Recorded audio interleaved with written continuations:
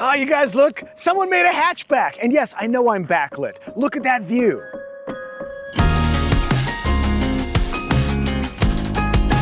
In a world dominated by SUVs, the new 2026 Kia K4 Hatchback is genuinely exciting.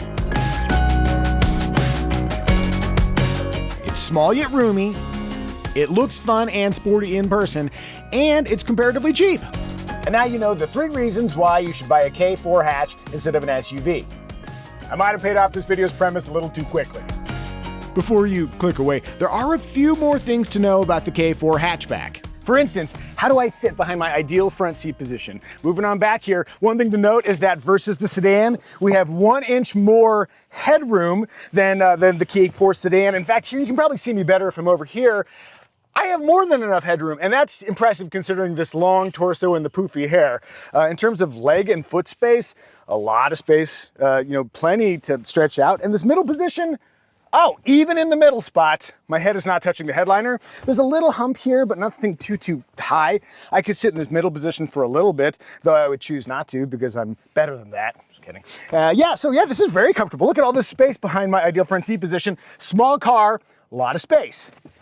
One word of caution, if you open up the rear door, this little section comes dangerously close, so mind yourself, gentlemen.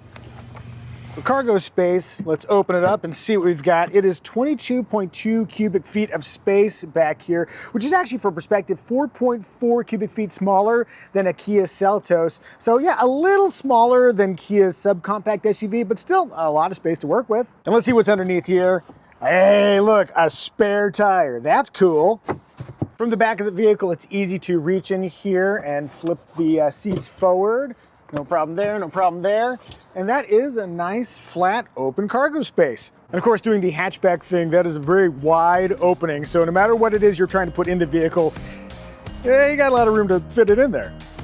For comparison, the K4 sedan has a 14.6 cubic foot trunk. That means the hatchback gives you 52% more cargo space. You know what that means? You can get the big Costco package of toilet paper. So yes, despite a tidy footprint, the K4 hatchback is spacious inside. And stylistically, the interior has a clean sophistication that exceeds its price. And I will talk more about price in just a second. Taking a quick look at elbow comfort, with my hand on the steering wheel, even in an 8 and 4 position, it's kind of a long reach. I can fingertip the steering wheel though and get to those armrests. What I like is that there's no hard plastic under here, even on the outboard, no seams, firm but comfortable. I'm gonna give it 4 on the all-new Micah Muzio Fuzzy Bunny armrest test.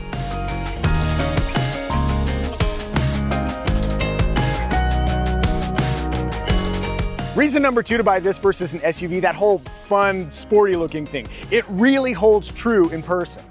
I like the K4 sedan's daring style, but the hatchback's long floating roof design really plucks my heartstrings. I said plucks, guys. Plucks.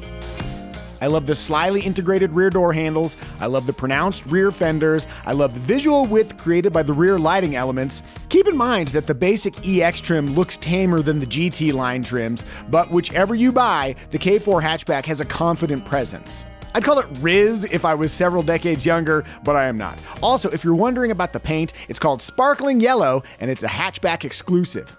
To me, the most interesting part about the design is that despite having the same wheelbase as its sedan sibling, the K4 hatchback is 11 inches shorter in length. So it'll be easier to parallel park, plus the short rear overhangs hint at the K4 hatchback's sporting potential. Question though, does the K4 have sporting potential?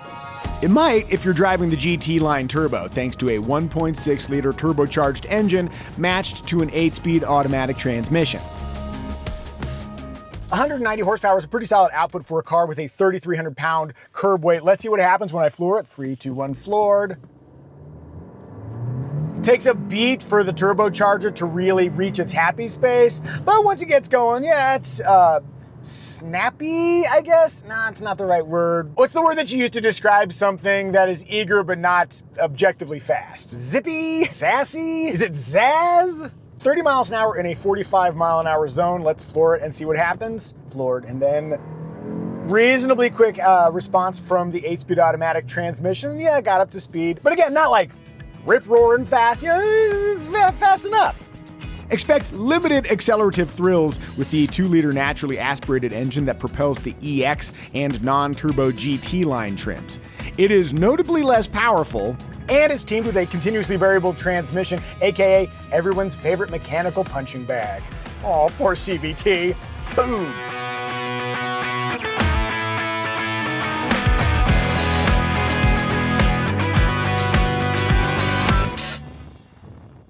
Driven at a modest pace, the 8-speed automatic transmission and the 1.6-liter turbocharged engine deliver smooth, steady propulsion. It's a nice pairing, and I just had a gear change there. I wouldn't have even known that if I wasn't looking at the tachometer. By the numbers, the base engine accelerates from a standstill to 60 miles per hour in barely less than 10 seconds. That's just plain slow. By contrast, the turbocharged 1.6-liter cuts 0 to 60 runs to a more reasonable 8 seconds or so. Assuming you want to eventually turn your K4 hatchback, and I sure hope you do, it'll go a little something like this. Okay, you can kind of chuck the K4 hatchback into a corner and it'll just kind of go around. There's a kind of a predictability to it. I'm also noticing that the suspension is compliant enough that it's not like skipping over the roadway. This is pretty choppy pavement, not great pavement that I'm on right now, and it seems to be handling that really well. So you do feel like if you do one of these things, you can kind of feel the body moving a fair bit. This is not the sportiestly tuned vehicle that you'll ever drive, but I think for a modestly priced hatchback, there is some sporting potential here. 2 steering notes, the ratio is speedy enough to feel like you're getting a response without much delay, so that's satisfying. And then in terms of feel and resistance, it's got like a spongy quality, so like not the pinnacle of steering feel, but it's got a little bit of heft, which is sort of satisfying. Oh, and if you're wondering, does sport mode make the steering heavier? Yes. I think if you have playful driving intent, you can have fun in a K4 hatchback. Look, I'm enjoying myself while turning, and that's impressive because I am dead inside. Keep in mind, the GT line trims, like the one I'm driving, include a sports-tuned suspension, so expect a roughly 28% less thrilled face when driving the non-sport-tuned EX trim. Speaking of, the base EX trim employs a torsion beam rear axle, while the GT lines feature a more sophisticated multi-link rear. Will an average driver be able to discern the difference between a multi-link rear suspension and a torsion beam rear suspension? Probably not, but hey, better is better, even if you can't feel it. One thing I am noting is that on these roads, there's a fair bit of bumpiness, and even though this is the sporty suspension-tuned K4 hatchback, I think this is a very comfortable ride. I think this would be great for commuting. No big unsettling impacts jarring my otherwise peaceful demeanor. Here's a railroad track. Handled that great. Oh, yeah, the turning circle's pretty commendable too. Real quick, let's try the Micah Muzio limo challenge. Can I bring the K4 hatchback to a smooth, buttery stop? Steady, steady, steady, and I believe I can. Oh my gosh, that was so good. And that was with my left foot. Good job, hatchback, and I guess to a small extent, myself as well. By steering and suspension feel, this is not a sports car. This is a practical hatchback first, and then Kia have overlaid a layer of fun on top of that. And that's not a criticism. I think if you want a car for the track, get a car for the track. Or just be happy that you have a car that carries the stuff you need, it does so economically, it doesn't cost too much, and is kind of fun to drive. And now, in the interest of fairness, here are 3 reasons why an SUV is better than a K4 hatchback. Should I do that leaving frame thing, Tim, or should I just stand here? Ooh, well, it's leave frame. Let's see how it goes. Bye. Let's go. Reason 1, because of mid-level seat height, mainstream compact SUVs are generally easier to climb aboard versus sinking down into a car like the K4 hatchback. Reason 2, SUVs offer potential off-road abilities and access to nature, though this particular K4 hatchback seems ready for the out-of-doors. And reason 3, ego or fear demand you drive something taller than a hatchback. But hey, I'm not here to tell you your business. You buy what you want. I mean, like, I drive a Bronco, so what am I gonna say? Hey Tim, you look pretty majestic with the sun. Last time we talked, you mentioned you're in the real estate biz. Where can people find you? They can find me on Hello English Tim on Instagram and the Facebook. And if they want a high five, will you do one of these? That is a quality five. Tim Dannon, #1 on the West Side. Yeah, buy your house. Buy your house, you already own your house. Stupid inline. Actually, buy a house from me. Unlike the K4 sedan, the hatchback starts with the mid-tier EX trim, which includes everything you really need in a car. Stuff like smart key access, dual-zone automatic climate control, 8 airbags, a full suite of active driver assist technology, and even heated front seats. For infotainment, there's a standard 12.3-inch touchscreen with wireless Apple CarPlay and Android Auto smartphone connectivity that, in typical Kia fashion, I found very easy to use. And to keep things fun, you can choose customized display themes. Oh look, this car has been infused with a hearty blast of Spider-Man. Where features are concerned, I'd happily drive a K4 Hatchback EX trim. But remember, it comes with the weaker engine, as does the basic GT line. The leap from GT line to GT line turbo is $2,900, and beyond extra power, that turbo also comes with a sunroof, Harman Kardon audio, and other niceties, so yeah, it might be worth springing for the GT line turbo. Also, fun note about the sunroof, the outside glass is way larger than the opening to the cabin. If you compare equivalent trims, the K4 Hatchback is only $500 more expensive than the sedan.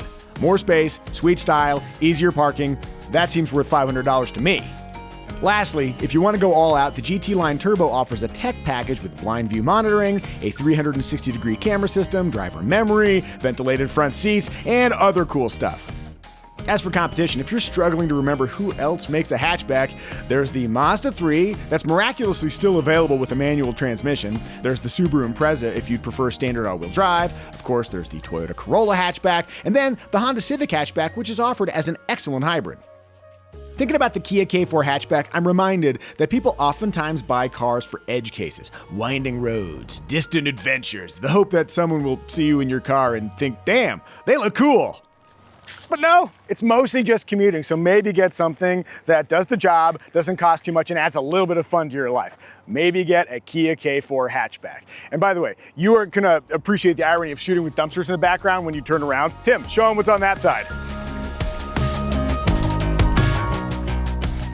Yeah, you're right, that side is much better.